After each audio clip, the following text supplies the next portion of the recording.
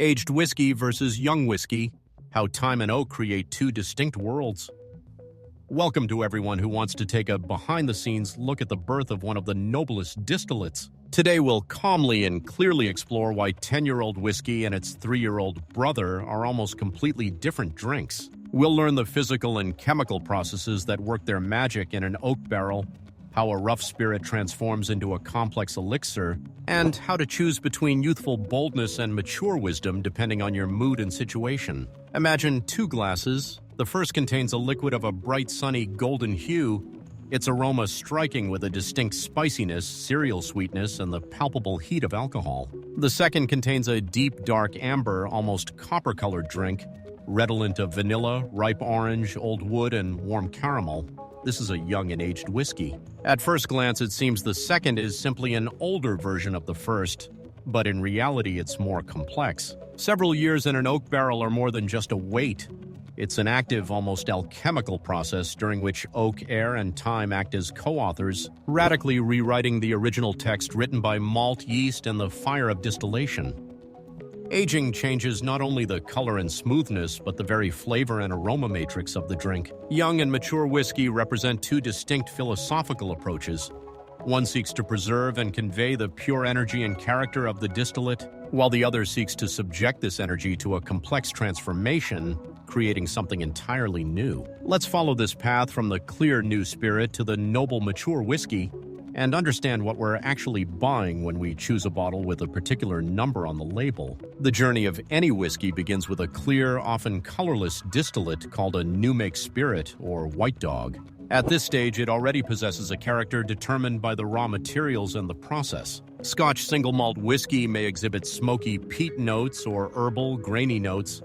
Bourbon may have a sweet, corny fullness, and rye whiskey a sharp, spicy base. However, this character is still raw, naked, and often aggressive with pronounced alcoholic tones. It is at this point that the distillate enters the oak barrel, where its fate diverges along 2 fundamentally different philosophical paths determined by time and purpose. Young whiskey, which spends a relatively short time in the barrel, from 3 to 5 or 6 years depending on the country's legislation and style, follows a philosophy of preservation and emphasis. The main idea is to convey to the connoisseur the most vibrant, undiluted, and energetic character of the original distillate.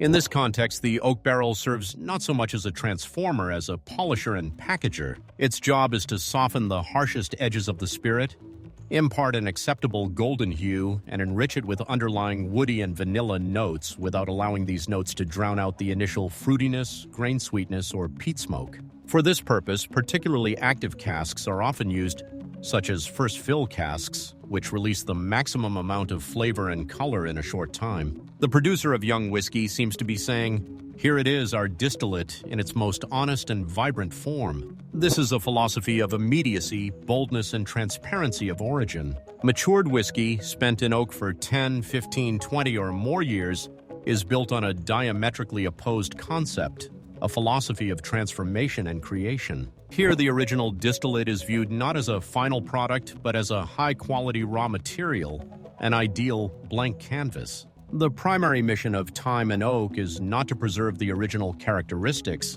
but to radically transform them, creating a new, complex, and distinct image. Prolonged contact with the wood, microdoses of oxygen penetrating through the pores, and slow chemical reactions become the primary creators of flavor. The role of the master blender or aging specialist is critical here, akin to the work of an artist or composer. They must possess a deep understanding of how the spirit will evolve in a specific batch of barrels, capturing that singular moment when the drink reaches its peak complexity, the balance between the residual notes of the original distillate, the powerful influence of oak, vanilla, spice, chocolate, and the tertiary aromas born of oxidation, dried fruits, nuts, leathery tones. This is a philosophy of patience, depth, layering, and alchemical transformation, where time is the primary co-author. Maturing whiskey in oak barrels is not a passive process, but a dynamic complex of physical and chemical processes that can be compared to a slow, controlled dialogue between spirit and wood.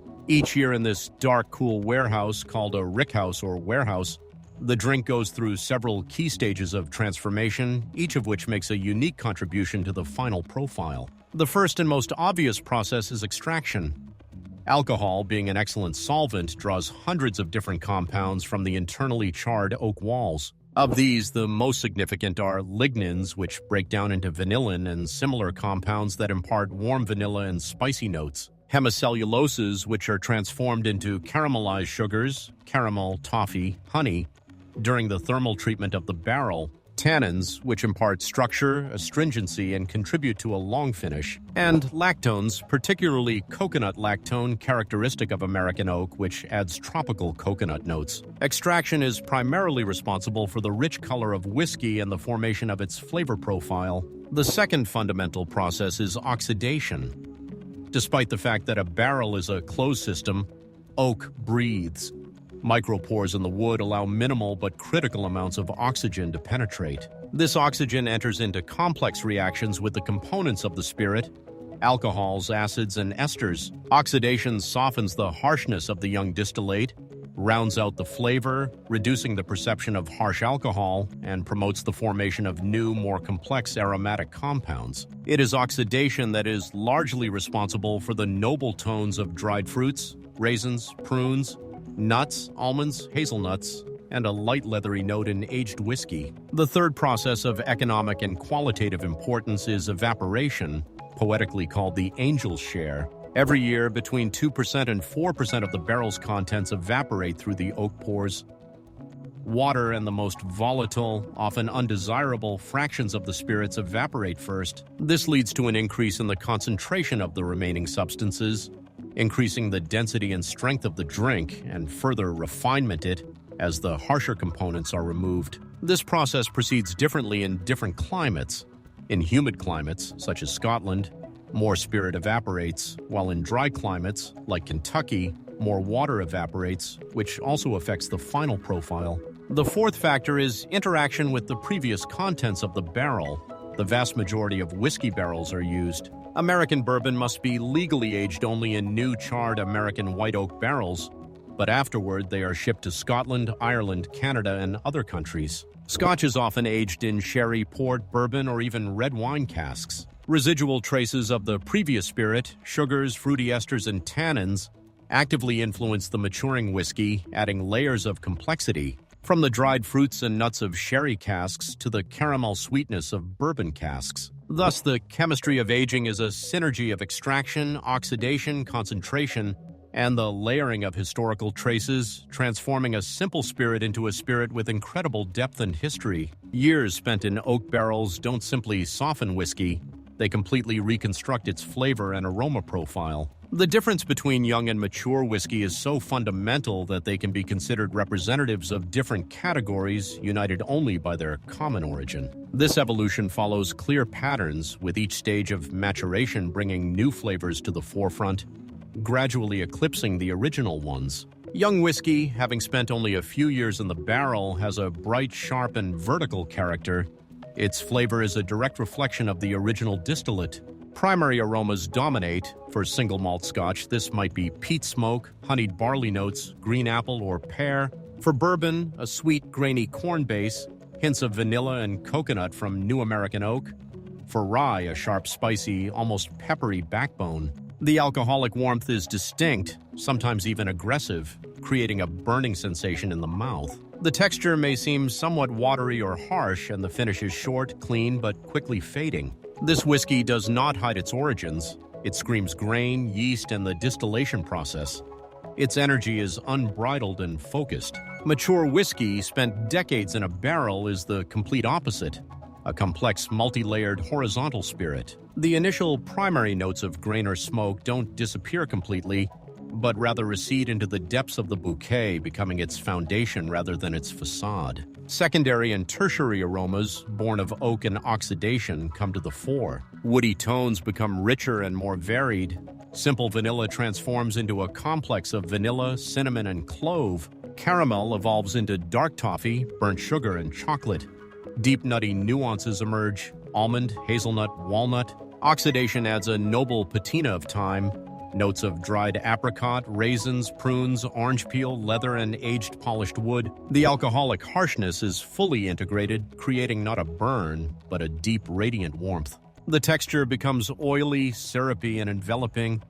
The finish is long, warm, and evolving, with notes shifting from sweet to spicy and woody within a minute of the sip. However, long maturation also has a downside: the risk of over-maturation. There's a critical point after which oak becomes not just strongly dominant, but overwhelmingly so. The whiskey can become overly oaky, dry, and tannic, with an unpleasant astringent bitterness, like that of overbrewed tea. The original character of the distillate is completely lost, and its complexity is replaced by a one-dimensional woody bitterness. Such overaged whiskey loses balance and harmony, turning into a caricature of itself. The art of the master blender lies in capturing the perfect moment of maturity, when the strength of the oak and the softness of oxidation are in perfect balance with the still visible soul of the original spirit. The flavor evolution of whiskey is thus a journey from concreteness and power to abstraction and complexity, where time acts as the greatest perfumer and chef, capable of both elevating and degrading the source material. The difference in production philosophy and technology between young and mature whiskeys is directly reflected in their market positioning, pricing, and drinking recommendations.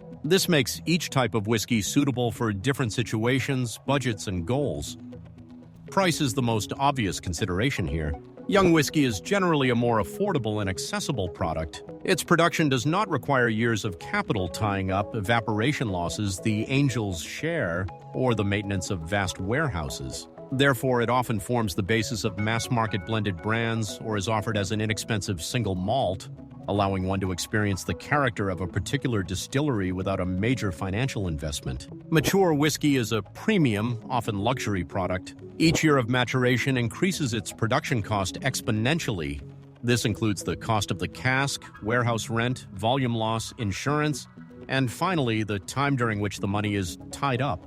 Whiskeys aged 18, 21, 25 years and older are always limited, collectible bottles, the price of which is determined not only by cost but also by the distillery's reputation, the uniqueness of the batch, and market demand. Accordingly, drinking scenarios vary. Young whiskey, with its energetic, straightforward character and noticeable alcoholic punch, is excellent in cocktails. It can cut through other ingredients while retaining its character, making an excellent base for classics like an old-fashioned, Manhattan, or whiskey sour. It can also be enjoyed neat, but often on the rocks or with a drop of water, which softens the harshness and reveals the aroma. This is a drink for an informal meeting, a party, or as an aperitif. Aged whiskey requires a fundamentally different, almost meditative approach. Its true value is revealed when savored neat. It's traditionally served at room temperature in a special tulip-shaped glass, Glencairn, which concentrates the complex aroma. The process begins with a long sniff, then a small sip, lingering in the mouth, allowing the flavor to unfold on all levels of perception. Sometimes a few drops of pure water are added, which breaks the surface tension and helps release even more volatile aromatic compounds. Mixing such whiskey in cocktails is a waste, comparable to using aged Burgundy to make mulled wine. You kill all the complexity and subtlety for which the high price was paid. This is a drink for a special occasion, deep conversation, a solitary retreat, or a professional tasting where it becomes the object of attention and study. Therefore, the choice between young and aged whiskey is not only a matter of taste, but also a matter of context. How much you are willing to invest and how you plan to spend time with the drink. One is created to be part of the fun, the other to be the center of attention and a source of deep aesthetic experience. Asking which whiskey is better, young or aged, is like asking which is more beautiful, a rushing unbridled waterfall or the calm, deep surface of a centuries-old lake. The question is fundamentally flawed, as it presupposes the existence of a single, universal criterion of quality, whereas in reality, these two types of drinks represent different, almost opposing values and serve different purposes. Comparing them isn't a competition, but an attempt to understand two different languages spoken by the spirit born from grain. The right approach lies in the context of situational and purposeful selection. Young whiskey is a tool for moments requiring energy, boldness, and spontaneity. Its vibrancy and straightforward, undisguised power make it an ideal choice for a boisterous, friendly gathering, where it can form the basis of excellent cocktails without being lost among the other flavors. It's perfect for a quick aperitif to whet the appetite and set the mood, or for a casual evening without unnecessary ceremony. This is a whiskey of action, communication, and ease. Its value lies in its purity, sincerity, and that fiery energy of the distillate which it displays without intermediaries. Aged whiskey is a tool for pause, reflection, and deep perception. It is created for moments when external noise fades and attention is fully focused on the spirit itself. Its value lies in the complexity, the multi-layered nature, the intellectual and sensory play it offers. Every sip of such whiskey is a journey, discovering a new nuance, a new facet of the bouquet. It is meant for a special occasion, a celebration, a significant personal victory, a deep conversation with a loved one, or solitary contemplation. Its value is the value of time, craftsmanship, and the unique, irrevocable moment captured in the bottle, especially in the case of vintages or single cask bottlings. Drinking aged whiskey means engaging in a dialogue with history, with the master blender, and with oneself. Therefore, for a beginner just beginning their immersion in the world of whiskey, it's logical to start with quality examples of young or moderately aged whiskey, 5 to 8 years. This will allow you to understand the basics without incurring huge financial outlays, what peat is, how bourbon differs from scotch, and what oak barrels impart. It's like learning the alphabet, and only after mastering the basics does it make sense to move on to the higher mathematics, aged examples. Only by experiencing the original source material can you fully appreciate the scale and direction of its transformation over the decades. Aged whiskey will reveal itself to you much more deeply if you can detect in its complex bouquet echoes of that youthful spice or grainy sweetness, which now serve as merely the foundation for a majestic, mature character. An ideal personal collection or a well-stocked home bar should include both types. Young whiskey is for spontaneity, cocktail experimentation, and everyday joy. Aged whiskey is for special moments requiring depth and ceremony.